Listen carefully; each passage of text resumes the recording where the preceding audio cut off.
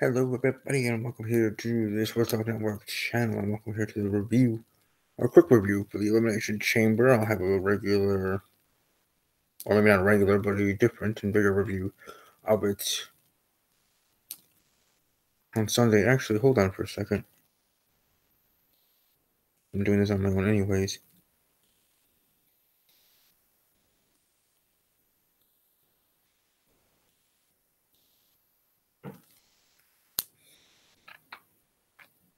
I'm going to also be doing an audio feed version of this review, so I'm going to have to do my intro again.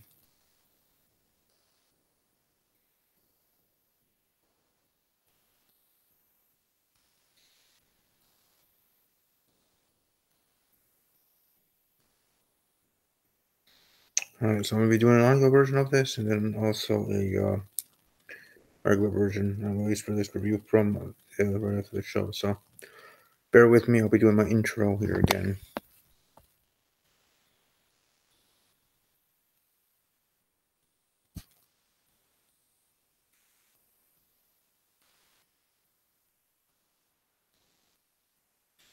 Hello everybody and welcome here to the Sports Talk Network channel and welcome here to the review of WWE Elimination Chamber.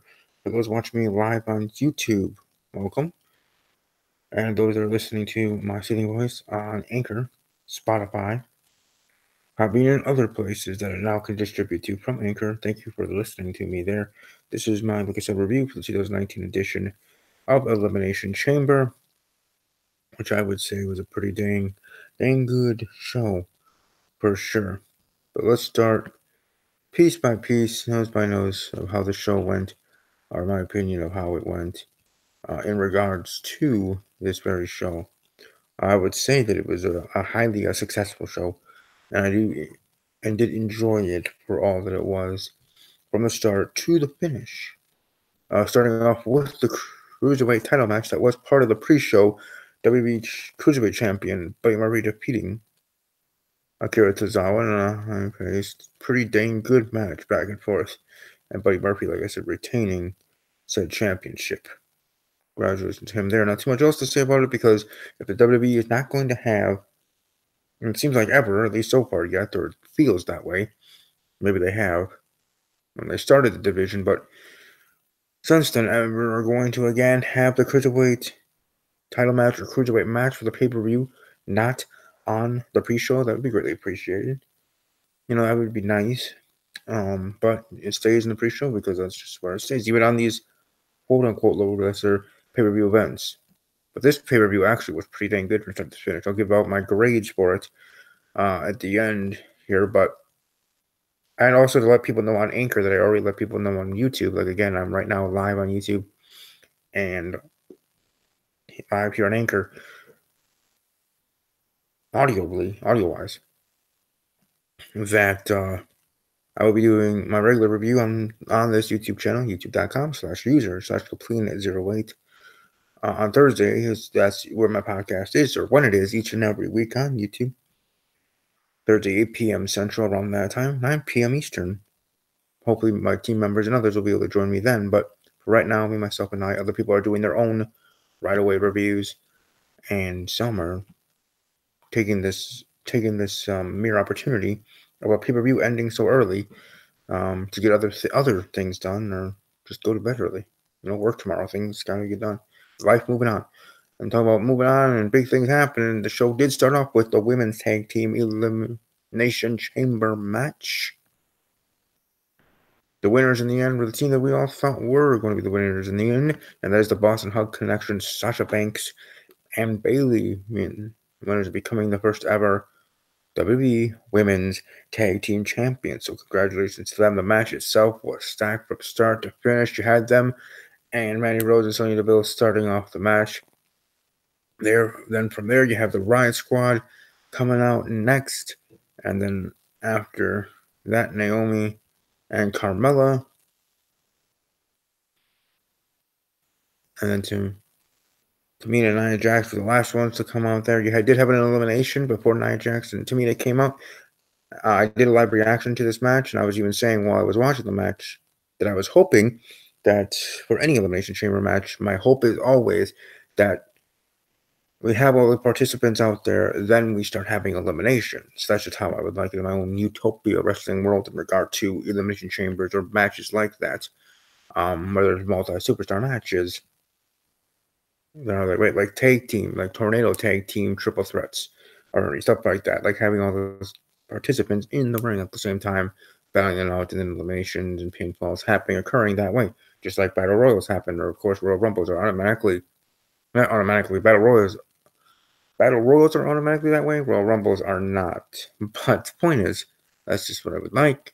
And it got close to that happening here in the women's Elimination Chamber match to crown new first ever inaugural, you can say, and pretty much did say, inaugural WWE Tag Team Champions for the women's division. Congratulations to Sasha Banks and Bayley. How long will they hold it? You know, how exactly this title is going to be moving forward? Well, the Universal title, the WWE Universal Championship started at some point, right? 2 years ago or a couple years ago with Finn Balor defeating Seth Rollins one-on-one there. Yes, he had to give it the title the next night due to injury, shoulder injury, but still, now the Universal title is now kind of well-known, recognized sort of thing as one of the main championships in the men's division. And, you know, we go on accordingly, like just any other title, talking about the champion now and who should take it off him and this and that, as we do for any others. So now we can start talking about, giving our opinions, me here on this podcast, on this channel, on YouTube, and here on Anchor, as you can hear my voice, on Anchor, in the audio version of this review, here tonight on Sunday. Right after Elimination Chamber, I literally went live, 2 to 5 minutes after the pay-per-view ended, so the only notes I have for anything is the notes I have in my head of what I remember watching throughout the whole show, so bear with me, so to speak. But anyways, pretty good match. Very good match. Awesome match. More than just pretty good match. It was a great match. And I enjoyed it again from the start to finish. Some others that I was talking to on the chat on Twitter. Again, you can follow me on Twitter or the show on Twitter at the Ramble _WWE. You can follow myself at Army _Strong _06. Some may have thought a little bit differently of how this match started, and then how it progressed from there. And at some certain point, then it got better for them. Well, for me, I enjoyed it all the whole way through. And congratulations to the Boston Hug Connection. They are the inaugural Women's Tag Team Champions. Speaking of Tag Team Championships, moving right along, we had The Miz and Shane McMahon defending the SmackDown Live Tag Team Championships. And before the match even happened, The Miz had a microphone in his hand. And I was thinking, okay, he's just going to promote. Well, not promote, but talk smack to the Usos, or just simply introduce Shane McMahon. But he talks about how he's dedicating this match to his father, to his daughter, Monroe Sky Mazanin, and to his wife, Maurice. And then Maurice actually comes out. And you're like, okay, this is kind of weird. Like, not weird that he's, dedicating a match to his wife. No, not that part of it. But that she would come out. Like, why would you have her come out if just to kiss him or to wave to the crowd and leave? You know, what's up with that sort of thing? Not that I would have minded it. She's a beautiful woman, but just no, thanks. At least for me in that regard. So when she came out, I thought, okay, maybe there's something more to it. Maybe there's a reason why she's coming out here simply just to kiss her husband or wave to the crowd or take a bow or whatever. Or for them to both introduce Shane McMahon or whatever, like more than that. I didn't expect what did come upon moving forward from this moment, being that The Miz and Maurice did make a huge announcement. And when they talked about saying this is a huge announcement, and Maurice is, there and standing there, looking all, looked like she was glowing, to be quite honest. I was like, are they having another child? Like, that was the first thing I thought of. Seriously. I should have tweeted it. I should have took an audio of it, proving that I was watching right at that moment, to prove that I was doing it then before it was announced. That was the first thing that came to my head after she came out and when The Miz started saying a huge announcement. So maybe not right away, because right away I was wondering why is she out here, as I just said, what's the reason? But when The Miz said there's a huge announcement, my first thing that went to my head was they're going to announce they're going to have another child. And they did. So congratulations to Miz and Maurice, to Mike Mizanin and to Maurice, to them too, to the Mizanin family. Welcoming another child to the family. I mean, I don't blame Miz. I fucking went to every single night. Okay, so yeah, lucky guy. But it's big news. Congratulations to them both, and looking forward to. And I'm sure that all of the WWE universe is looking forward to meeting the next child of Miz and Maurice.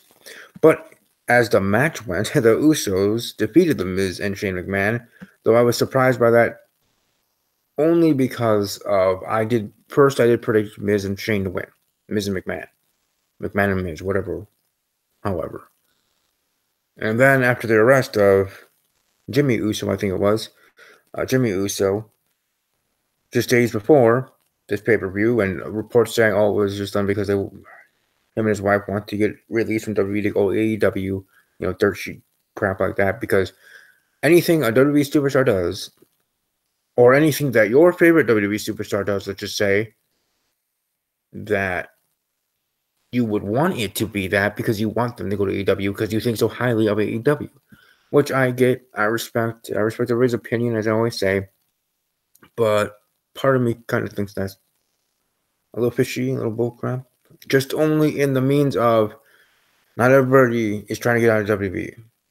Meaning not everybody of ones that are barely on the card, not everyone that are mid-card, not even that you may think are not happy with WWE or whatever. It doesn't automatically mean now that they're going to want to go to AEW because AEW now exists. Yeah, sure, fine. There might be some that may be interested, but not all. If WWE can make an offer they can't refuse, try to say that they will have more for them moving forward if they resign in regards to Dean Ambrose, if they stay in general, in regards to the Usos and others, then they're going to stay. So as much as I'm not totally poo-pooing it, I think sometimes they're just running that so much because they are so happy to have this AEW, because some in the wrestling fandom community, of course not in the WWE universe, but in the wrestling fan community, really wants AEW to be this thing to destroy WWE and to end the company and this and that. That is not going to happen. AEW is going to be lucky enough to compete with WWE, and I think they'll be able to do that. And even that's a big undertaking in itself. But yeah, just my opinion on that. But anyways, the Usos defeating Miz and Shane McMahon to become the new WWE SmackDown Live Tag Team Champions. So congratulations to them there. And another title change happening. A lot more title changes happening tonight than I did expect. But we did have Finn Balor defeating Bobby Lashley and Lio Rush to become the new WWE Intercontinental Champion in that handicap match. And as you would assume, so Finn Balor pinned Lio Rush to do so. So the champion was not pinned to lose his championship. And then after the match, it looked like Bobby Lashley was going to attack Lio Rush, but they decided not to. And then instead of going for the hug, literally picked him up and did, I guess, his version of a choke slam, just a pickup ball slam, pretty much a choke slam. I don't know how else to call it. That sounds anything better, but literally a modified version, a Bobby Lashley version of the choke slam to Lio Rush, and that partnership, that business relationship is over. Pretty much there between Bobby Lashley and Lio Rush. Or maybe it's just venting his frustrations. Maybe they'll be back together and trying to work things out tomorrow night on Monday Night Raw. The Raw after Elimination Chamber tomorrow night. But we'll see. We'll see when Raw does happen tomorrow night. But as of right now, as of this time, shortly after WWE Elimination Chamber event went off the air on the WWE Network, only $9.99. People should get it. Or at least get it for 1 month. Free trial. Anyways, Finn Balor, new Intercontinental Champion. I did predict Finn Balor to win, but I did not pick the Usos to win in my prediction show. So at least I got one of the title change is correct, at least prediction-wise, in that regard. Then we had the Raw Women's Championship match, Ronda Rousey versus Nia Jax, I'm sorry. Ronda Rousey facing up against Ruby Riott. And this match was pretty dang quick, done in 2 minutes, or maybe 5 minutes at the most, with Ruby Riott going outside the ring. Kind of like a Brock Lesnar match where the participant goes out to the ring, tries to vacate, and then goes in there and gets the butt kicked and lose in quick fashion. Pretty much what's happened here. And then after the match, Charlotte Flair comes in the ring, talking smack. And when Charlotte stares at Ronda, just a quick look at her face reminded me of like that Stephanie stare and shaking her head and stuff. Like, I know obviously they're not related, so I'm not saying anything like that, but it's just weird. Like, for me visually, that's what I see. Yeah, the things I point out, right? But anyways, then Becky Lynch hobbles her way from the crowd on crutches, that's what they're called, in this tracksuit like she's a NASCAR driver coming right off the Daytona 500 that was today. So yes, that is relevant. Literally looks like a car jumpsuit, a NASCAR driving fire suit jumpsuit there. Or she just came in paragliding or jumping from a plane 15,000 feet from the air, whatever, skydiver. Point is, she has that kind of suit on, black and yellow colors. And then she attacks Charlotte Flair. And then her and Ronda have this moment of, hey, let's beat up Charlotte and try to eliminate her from the match so we can try to get our one-on-one. And when Ronda starts to head towards Charlotte and turns for Becky kind of winds up and attacks Ronda Rousey as well, so attacking them both. Yes, we do assume that it will be a triple threat match at WrestleMania, and that probably will be the case. But it certainly would be interesting if it was something even more than that, in regard to I would say in regard to who we have part of the match. I mean, I wouldn't mind if you throw in Ruby Riott in there. I wouldn't mind if you throw Asuka in there. Have these titles be combined already if the rumors are correct. And again, they're just rumors from what I hear and been told through my sources, or limited sources I have, that the brand extension for at least the women's division part of it is going to be kaput, going to be end, going to be el fin, infinito, no more. We're rushed. Going to be done at WrestleMania. So if that's the case, have that way. There's, like I said, there's many avenues, and I talked about it on Anchor. Again, you can hear me audio-wise on this one, not here on Anchor. Anchor FM, or anchor.fm/Steve Talk Sports. But, yeah, she gets the better of the both, and then is escorted out the same way she came in by security there. And talking about happening there and cool things, and me getting another prediction correct, Baron Corbin defeating Braun Strowman in the no disqualification match with the help of some fellow heels, some amigos there. And Drew McIntyre lost his Intercontinental titles not too long ago in the same pay-per-view event. But Baron Corbin getting the win, I actually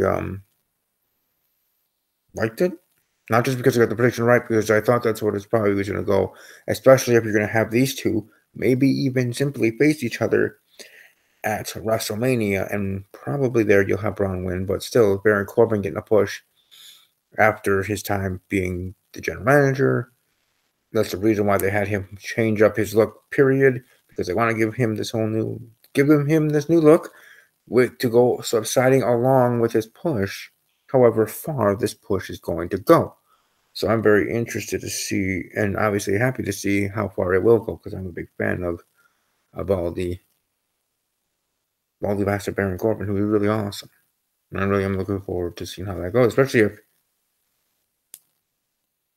Dean Ambrose leaves WWE. Baron Corbin will be probably my number one guy in regards to being a fan of.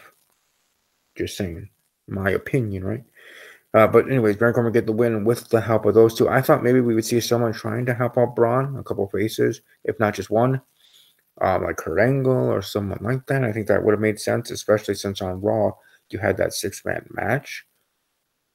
Then you had them doing kind of like a Shield thing, and it's like, oh wait, is Shield gonna come back? No, but they might have at least one more moment in general. I don't know how to really think about it in that way, because like Roman Reigns is still out, trying to kick cancer's butt, and still power thoughts and prayers to him. Joe Anoa'i, that's his real name.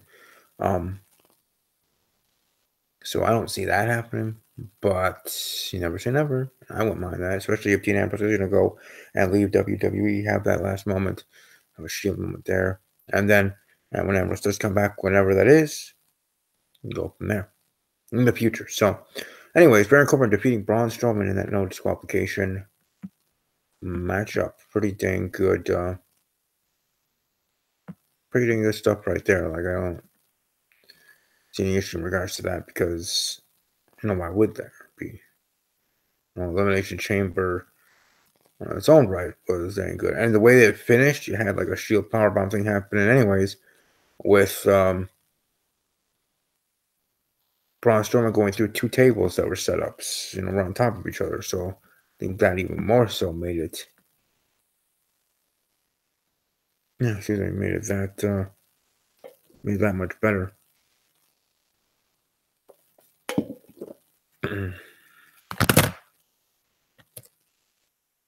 Sorry about that. I'm just trying to refresh this because I don't time everything right away, but I do and did enjoy this pay-per-view event for what it was.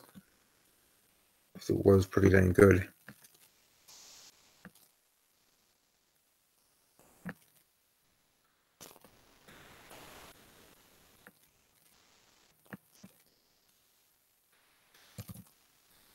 Hold on here for a second, trying to get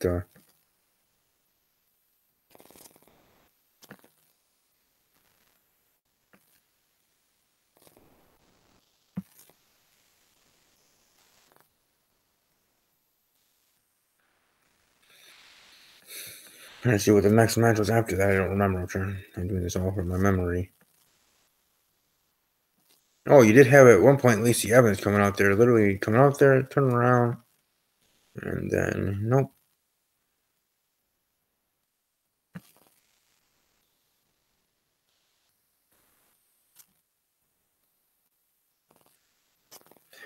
But yeah, Lacey Evans coming out there, which was